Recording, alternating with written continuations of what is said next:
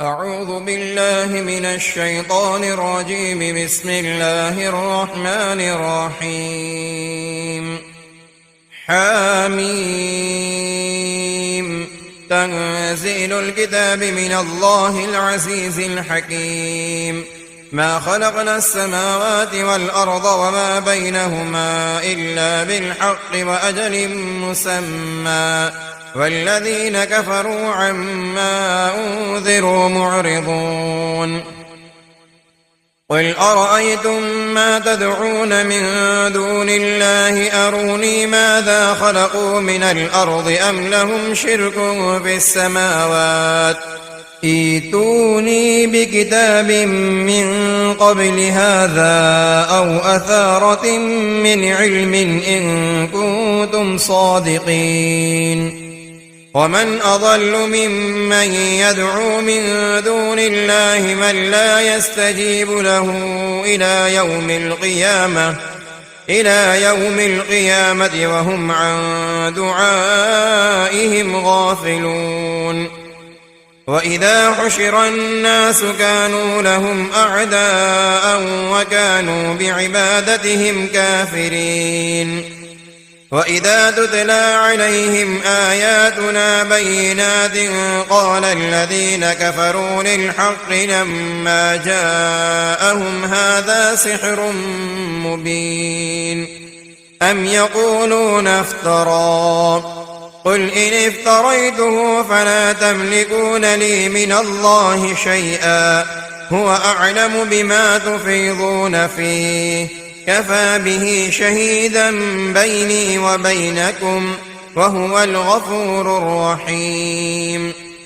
قل ما كنت بدعا من الرسل وما أدري ما يفعل بي ولا بكم إن أتبع إلا ما يوحى إلي وما أنا إلا نذير مبين. قل أرأيتم إن كان من عند الله وكفرتم به وشهد شاهد من بني إسرائيل على مثله فآمن واستكبرتم إن الله لا يهدي القوم الظالمين. وقال الذين كفروا للذين آمنوا لو كان خيرا ما سبقونا إليه وإذ لم يهتدوا به فسيقولون هذا إفك قديم. ومن قبله كتاب موسى إماما ورحمة وهذا كتاب مصدق لسانا عربيا لينذر الذين ظلموا وبشرى للمحسنين. إن الذين قالوا ربنا الله ثم استقاموا فلا خوف عليهم ولا هم يحزنون أولئك أصحاب الجنة خالدين فيها جزاء بما كانوا يعملون. ووصينا الإنسان بوالديه إحسانا حملته أمه كرها ووضعته كرها وحمله وفصاله 30 شهرا حتى إذا بلغ أشده وبلغ 40 سنة قال رب أوزعني أن أشكر نعمتك التي أنعمت علي وعلى والدي وأن أعمل صالحا ترضاه وأصلح لي في ذريتي إني تبت إليك وإني من المسلمين. أولئك الذين نتقبل عنهم أحسن ما عملوا ونتجاوز عن سيئاتهم في أصحاب الجنة وعد الصدق الذي كانوا يوعدون. والذي قال لوالديه أف لكما أتعدانني أن أخرج وقد خلت القرون من قبلي وهما يستغيثان الله ويلك آمن إن وعد الله حق فيقول ما هذا إلا أساطير الأولين أولئك الذين حق عليهم القول في قد خلت من قبلهم من الجن والإنس إنهم كانوا خاسرين ولكل درجات مما عملوا وليوفيهم أعمالهم وهم لا يظلمون ويوم يعرض الذين كفروا على النار أذهبتم طيباتكم في حياتكم الدنيا واستمتعتم بها فاليوم تجزون عذاب الهون بما كنتم تستكبرون في الأرض بغير الحق وبما كنتم تفسقون واذكر أخا عاد إذ أنذر قومه بالأحقاف وقد خلت النذر من بين يديه ومن خلفه ألا تعبدوا إلا الله إني أخاف عليكم عذاب يوم عظيم قالوا أجئتنا لتأفكنا عن آلهتنا فأتنا بما تعدنا إن كنت من الصادقين قال إنما العلم عند الله وأبلغكم ما أرسلت به ولكني أراكم قوما تجهلون فلما رأوه عارضا مستقبل أوديتهم قالوا هذا عارض ممطرنا بل هو ما استعجلتم به ريح فيها عذاب أليم تدمر كل شيء بأمر ربها فأصبحوا لا يرى إلا مساكنهم كذلك نجزي القوم المجرمين ولقد مكناهم في ماء مكناكم فيه وجعلنا لهم سمعا وأبصارا وأفئدة فما أغنى عنهم سمعهم ولا أبصارهم ولا أفئدتهم من شيء إذ كانوا يجحدون بآيات الله وحاق بهم ما كانوا به يستهزئون ولقد أهلكنا ما حولكم من القرى وصرفنا الآيات لعلهم يرجعون فلولا نصرهم الذين اتخذوا من دون الله قربانا آلهة بل ضلوا عنهم وذلك إفكهم وما كانوا يفترون وإذ صرفنا إليك نفرا من الجن يستمعون القرآن فلما حضروه قالوا أنصتوا فلما قضي ولوا إلى قومهم منذرين قالوا يا قومنا إنا سمعنا كتابا أنزل من بعد موسى مصدقا لما بين يديه يهدي إلى الحق وإلى طريق مستقيم يا قومنا أجيبوا داعي الله وآمنوا به يغفر لكم من ذنوبكم ويجركم من عذاب أليم ومن لا يجب داعي الله فليس بمعجز في الأرض وليس له من دونه أولياء أولئك في ضلال مبين أولم يروا أن الله الذي خلق السماوات والأرض ولم يعي بخلقهن بقادر على أن يحيي الموتى بلى إنه على كل شيء قدير ويوم يعرض الذين كفروا على النار أليس هذا بالحق قالوا بلى وربنا قال فذوقوا العذاب بما كنتم تكفرون فاصبر كما صبر أولو العزم من الرسل ولا تستعجل لهم كأنهم يوم يرون ما يوعدون لم يلبثوا إلا ساعة من نهار بلاغ فهل يهلك إلا القوم الفاسقون بسم الله الرحمن الرحيم الذين كفروا وصدوا عن سبيل الله أضل أعمالهم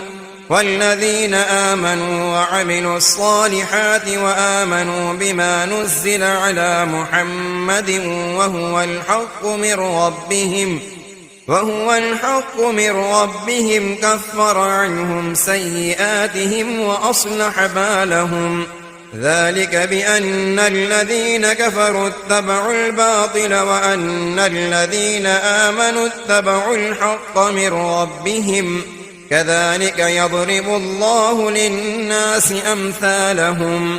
فإذا لقيتم الذين كفروا فضرب الرقاب حتى إذا أثخنتموهم فشدوا الوثاق فإما منا بعد وإما فداء حتى تضع الحرب أوزارها ذلك ولو يشاء الله لانتصر منهم ولكن ليبلو بعضكم ببعض والذين قتلوا في سبيل الله فلن يضل أعمالهم سيهديهم ويصلح بالهم ويدخلهم الجنة عرفها لهم يا أيها الذين آمنوا إن تنصروا الله ينصركم ويثبت أقدامكم والذين كفروا فتعسا لهم وأضل أعمالهم ذلك بأنهم كرهوا ما أنزل الله فأحبط أعمالهم أفلم يسيروا في الأرض فينظروا كيف كان عاقبة الذين من قبلهم دمر الله عليهم وللكافرين أمثالها ذلك بأن الله مولى الذين آمنوا وأن الكافرين لا مولى لهم إن الله يدخل الذين آمنوا وعملوا الصالحات جنات تجري من تحتها الأنهار والذين كفروا يتمتعون ويأكلون كما تأكل الأنعام والنار مثوى لهم وكأين من قرية هي أشد قوة من قريتك التي أخرجتك أهلكناهم فلا ناصر لهم أفمن كان على بينة من ربه كمن زين له سوء عمله واتبعوا أهواءهم مثل الجنة التي وعد المتقون فيها أنهار من ماء غير آسٍ وأنهار من لبن لم يتغير طعمه وأنهار من خمر لذة للشاربين وأنهار من عسل مصفى ولهم فيها من كل الثمرات ومغفرة من ربهم كمن هو خالد في النار وسقوا ماء حميما فقطع أمعاءهم ومنهم من يستمع إليك حتى إذا خرجوا من عندك قالوا للذين أوتوا العلم ماذا قال آنفا أولئك الذين طبع الله على قلوبهم واتبعوا أهواءهم والذين اهتدوا زادهم هدى وآتاهم تقواهم فهل ينظرون إلا الساعة أن تأتيهم بغتة فقد جاء أشراطها فأنى لهم إذا جاءتهم ذكراهم فاعلم أنه لا إله إلا الله واستغفر لذنبك وللمؤمنين والمؤمنات والله يعلم متقلبكم ومثواكم. ويقول الذين آمنوا لولا نزلت سورة فإذا أنزلت سورة محكمة وذكر فيها القتال رأيت الذين في قلوبهم مرض ينظرون إليك نظر المغشي عليه من الموت فأولى لهم طاعة وقول معروف. فإذا عزم الأمر فلو صدقوا الله لكان خيرا لهم. فهل عسيتم إن توليتم أن تفسدوا في الأرض وتقطعوا أرحامكم أولئك الذين لعنهم الله فأصمهم وأعمى أبصارهم أفلا يتدبرون القرآن أم على قلوب أقفالها إن الذين ارتدوا على أدبارهم من بعد ما تبين لهم الهدى الشيطان سول لهم وأملى لهم ذلك بأنهم قالوا للذين كرهوا ما نزل الله سنطيعكم في بعض الأمر والله يعلم إسرارهم فكيف إذا توفتهم الملائكة يضربون وجوههم وأدبارهم ذلك بأنهم اتبعوا ما أسخط الله وكرهوا رضوانه فأحبط أعمالهم. أم حسب الذين في قلوبهم مرض أن لن يخرج الله أضغانهم ولو نشاء لأريناكهم فلعرفتهم بسيماهم ولتعرفنهم في لحن القول والله يعلم أعمالكم ولنبلونكم حتى نعلم المجاهدين منكم والصابرين ونبلو أخباركم إن الذين كفروا وصدوا عن سبيل الله وشاقوا الرسول من بعد ما تبين لهم الهدى لن يضروا الله شيئا وسيحبط أعمالهم. يا أيها الذين آمنوا أطيعوا الله وأطيعوا الرسول ولا تبطلوا أعمالكم إن الذين كفروا وصدوا عن سبيل الله ثم ماتوا وهم كفار فلن يغفر الله لهم. فلا تهنوا وتدعوا إلى السلم وأنتم الأعلون والله معكم ولن يتركم أعمالكم إنما الحياة الدنيا لعب ولهو وإن تؤمنوا وتتقوا يؤتكم أجوركم ولا يسألكم أموالكم إن يسألكموها فيحفكم تبخلوا ويخرج أضغانكم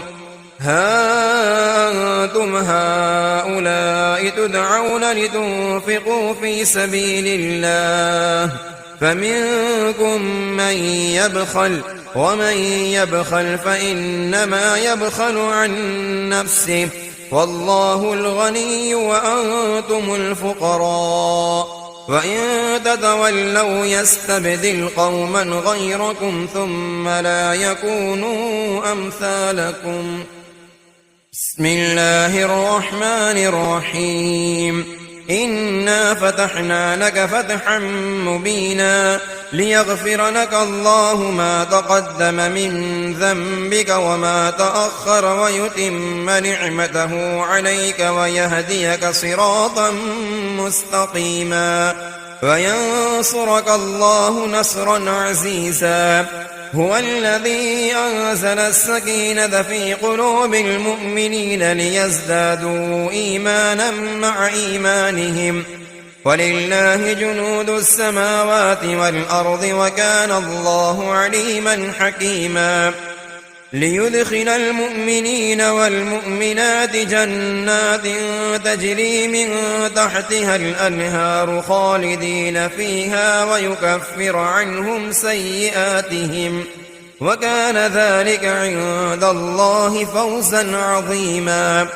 ويعذب المنافقين والمنافقات والمشركين والمشركات الظانين بالله ظن السوء عليهم دائرة السوء وغضب الله عليهم ولعنهم وأعد لهم جهنم وساءت مصيرا ولله جنود السماوات والأرض وكان الله عزيزا حكيما إنا أرسلناك شاهدا ومبشرا ونذيرا لتؤمنوا بالله ورسوله وتعزروه وتوقروه وتسبحوه بكرة وأصيلا إن الذين يبايعونك إنما يبايعون الله يد الله فوق أيديهم فمن نكث فإنما ينكث على نفسه ومن أوفى بما عاهد عليه الله فسيؤتيه أجرا عظيما سيقول لك المخلفون من الأعراب شغلتنا أموالنا وأهلنا فاستغفر لنا يقولون بألسنتهم ما ليس في قلوبهم قل فمن يملك لكم من الله شيئا إن أراد بكم ضرا أو أراد بكم نفعا بل كان الله بما تعملون خبيرا بل ظننتم أن لن ينقلب الرسول والمؤمنون إلى أهليهم أبدا وزين ذلك في قلوبكم وظننتم ظن السوء وكنتم قوما بورا ومن لم يؤمن بالله ورسوله فإنا أعتدنا للكافرين سعيرا ولله ملك السماوات والأرض يغفر لمن يشاء ويعذب من يشاء وكان الله غفورا رحيما سيقول المخلفون إذا انطلقتم إلى مغانم لتأخذوها ذرونا نتبعكم يريدون أن يبدلوا كلام الله قل لن تتبعونا كذلكم قال الله من قبل فسيقولون بل تحسدوننا بل كانوا لا يفقهون إلا قليلا قل للمخلفين من الأعراب ستدعون إلى قوم أولي بأس شديد تقاتلونهم أو يسلمون فإن تطيعوا يؤتكم الله أجرا حسنا وإن تتولوا كما توليتم من قبل يعذبكم عذابا أليما ليس على الأعمى حرج ولا على الأعرض حرج ولا على المريض حرج ومن يطع الله ورسوله يدخله جنات تجري من تحتها الأنهار ومن يتول يعذبه عذابا أليما لقد رضي الله عن المؤمنين إذ يبايعونك تحت الشجرة فعلم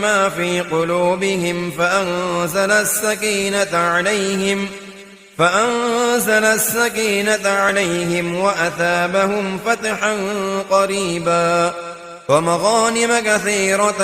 يأخذونها وكان الله عزيزا حكيما. وعدكم الله مغانم كثيرة تأخذونها فعجل لكم هذه وكف أيدي الناس عنكم ولتكون آية للمؤمنين ويهديكم صراطا مستقيما. وأخرى لم تقدروا عليها قد أحاط الله بها وكان الله على كل شيء قديرا. ولو قاتلكم الذين كفروا لولوا الأدبار ثم لا يجدون وليا ولا نصيرا. سنة الله التي قد خلت من قبل ولن تجد لسنة الله تبديلا. وهو الذي كف أيديهم عنكم وأيديكم عنهم ببطن مكة من بعد أن أظفركم عليهم وكان الله بما تعملون بصيرا. هم الذين كفروا وصدوكم عن المسجد الحرام والهدي معكوفا أن يبلغ محله ولولا رجال مؤمنون ونساء مؤمنات لم تعلموهم أن تطؤوهم فتصيبكم منهم معرة بغير علم ليدخل الله في رحمته من يشاء. لو تزيلوا لعذبنا الذين كفروا منهم عذابا أليما. إذ جعل الذين كفروا في قلوبهم الحمية حمية الجاهلية فأنزل الله سكينته على رسوله وعلى المؤمنين وألزمهم كلمة التقوى وكانوا أحق بها وأهلها وكان الله بكل شيء عليما. لقد صدق الله رسوله الرؤيا بالحق لتدخلن المسجد الحرام إن شاء الله آمنين محلقين رؤوسكم ومقصرين لا تخافون فعلم ما لم تعلموا فجعل من دون ذلك فتحا قريبا. هو الذي أرسل رسوله بالهدى ودين الحق ليظهره على الدين كله وكفى بالله شهيدا. محمد رسول الله والذين معه أشداء على الكفار رحماء بينهم تراهم ركعا سجدا يبتغون فضلا من الله ورضوانا سيماهم في وجوههم من أثر السجود ذلك مثلهم في التوراة ومثلهم في الإنجيل كزرع أخرج شطأه فآزره فاستغلظ فاستوى على سوقه يعجب الزراع ليغيظ بهم الكفار. وعد الله الذين آمنوا وعملوا الصالحات منهم مغفرة وأجرا عظيما. بسم الله الرحمن الرحيم. يا أيها الذين آمنوا لا تقدموا بين يدي الله ورسوله واتقوا الله إن الله سميع عليم. يا أيها الذين آمنوا لا ترفعوا أصواتكم فوق صوت النبي ولا تجهروا له بالقول كجهر بعضكم لبعض أن تحبط أعمالكم وأنتم لا تشعرون. إن الذين يغضون أصواتهم عند رسول الله أولئك الذين امتحن الله قلوبهم للتقوى لهم مغفرة وأجر عظيم إن الذين ينادونك من وراء الحجرات أكثرهم لا يعقلون ولو أنهم صبروا حتى تخرج إليهم لكان خيرا لهم والله غفور رحيم يا أيها الذين آمنوا إن جاءكم فاسق بنبأ فتبينوا أن تصيبوا قوما بجهالة فتصبحوا على ما فعلتم نادمين واعلموا أن فيكم رسول الله لو يطيعكم في كثير من الأمر لعنتم ولكن الله حبب إليكم الإيمان وزينه في قلوبكم وكره إليكم الكفر والفسوق والعصيان أولئك هم الراشدون فضلا من الله ونعمة والله عليم حكيم وإن طائفتان من المؤمنين اقتتلوا فأصلحوا بينهما فإن بغت إحداهما على الأخرى فقاتلوا التي تبغي حتى تفيء إلى أمر الله فإن فاءت فأصلحوا بينهما بالعدل وأقسطوا إن الله يحب المقسطين إنما المؤمنون إخوة فأصلحوا بين أخويكم واتقوا الله لعلكم ترحمون يا أيها الذين آمنوا لا يسخر قوم من قوم عسى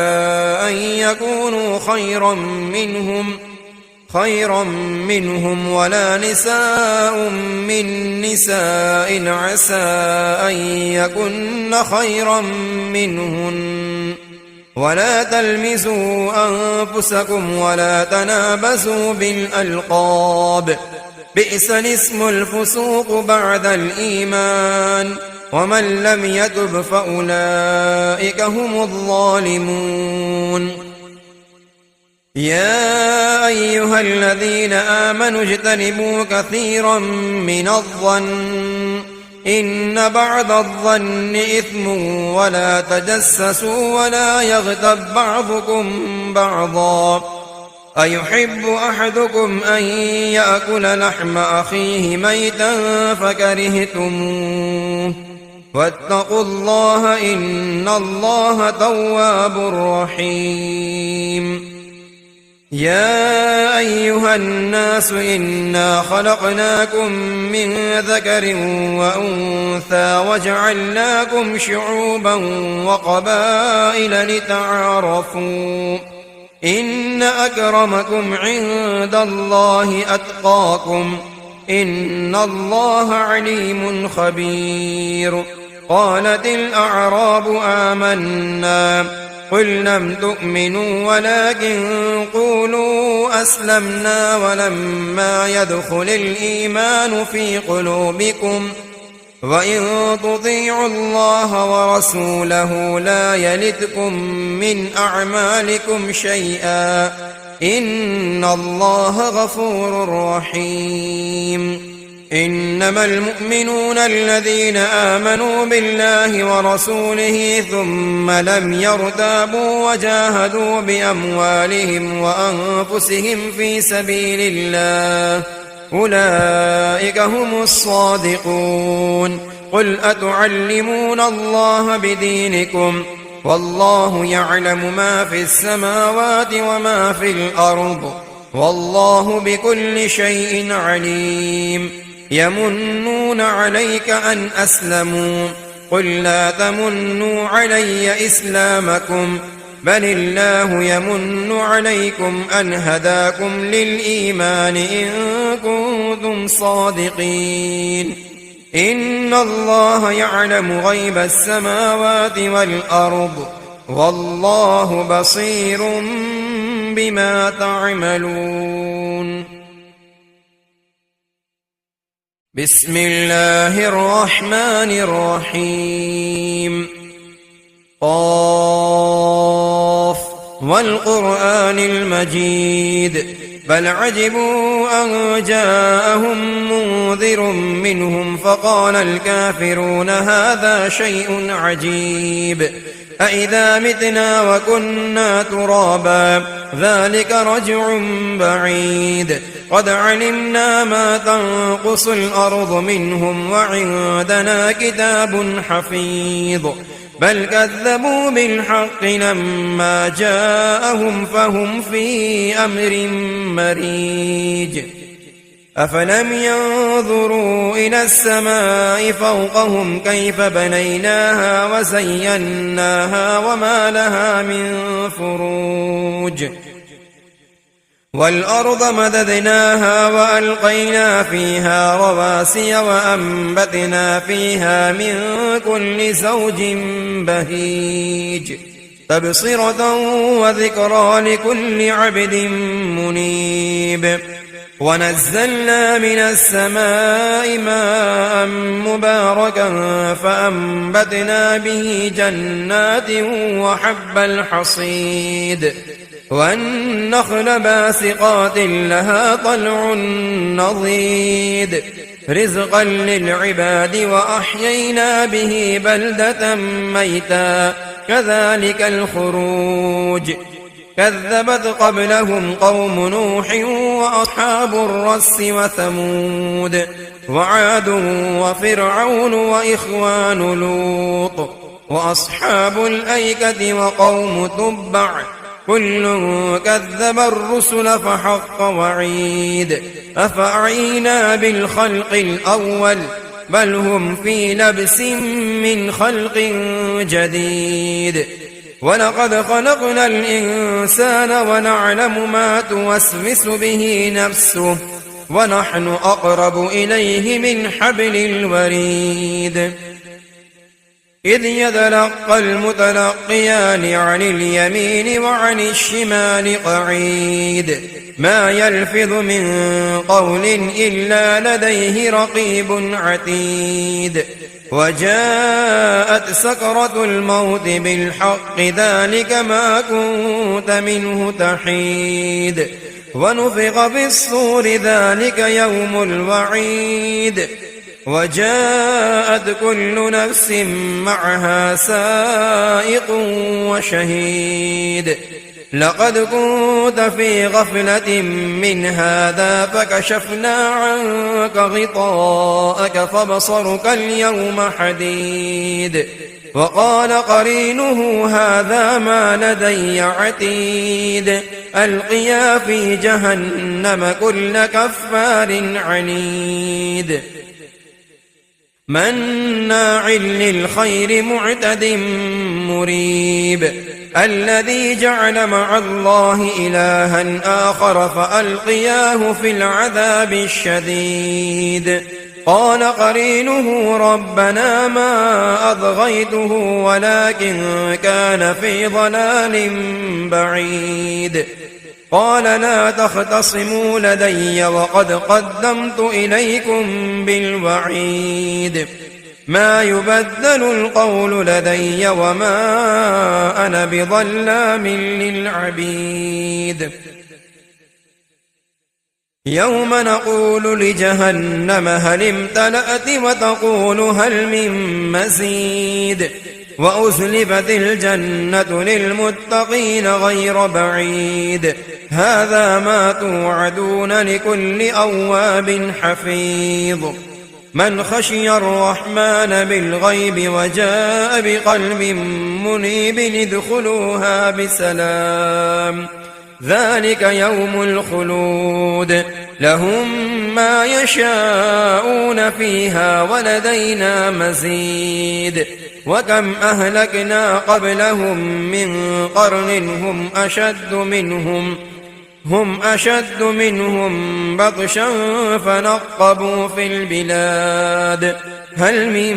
محيص إن في ذلك لذكرى لمن كان له قلب أو ألقى السمع وهو شهيد ولقد خلقنا السماوات والأرض وما بينهما في 6 أيام وما مسنا من لغوب فاصبر على ما يقولون وسبح بحمد ربك قبل طلوع الشمس وقبل الغروب ومن الليل فسبحه وأدبار السجود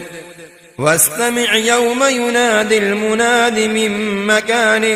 قريب يوم يسمعون الصيحة بالحق ذلك يوم الخروج إنا نحن نحيي ونميت وإلينا المصير يوم تشقق الأرض عنهم سراعا ذلك حشر علينا يسير نحن أعلم بما يقولون وما أنت عليهم بجبار فذكر بالقرآن من يخاف وعيد بسم الله الرحمن الرحيم والذاريات ذروا فالحاملات وقرا فالجاريات يسرا فالمقسمات أمرا إنما توعدون لصادق وإن الدين لواقع والسماء ذات الحبك إنكم لفي قول مختلف يؤفك عنه من أفك قتل الخراصون الذين هم في غمرة ساهون يسألون أيان يوم الدين يوم هم على النار يفتنون ذوقوا فتنتكم هذا الذي كنتم به تستعجلون إن المتقين في جنات وعيون آخذين ما آتاهم ربهم إنهم كانوا قبل ذلك محسنين كانوا قليلا من الليل ما يهجعون وبالأسحار هم يستغفرون وفي أموالهم حق للسائل والمحروم وفي الأرض آيات للموقنين وفي أنفسكم أفلا تبصرون وفي السماء رزقكم وما توعدون فورب السماء والأرض إنه لحق مثل ما أنكم تنطقون هل أتاك حديث ضيف إبراهيم المكرمين إذ دخلوا عليه فقالوا سلاما قال سلام قوم منكرون فراغ إلى أهله فجاء بعجل سمين فقربه إليهم قال ألا تأكلون فأوجس منهم خيفة قالوا لا تخف وبشروه بغلام عليم فأقبلت امرأته في صرة فصكت وجهها وقالت عجوز عقيم قالوا كذلك قال ربك إنه هو الحكيم العليم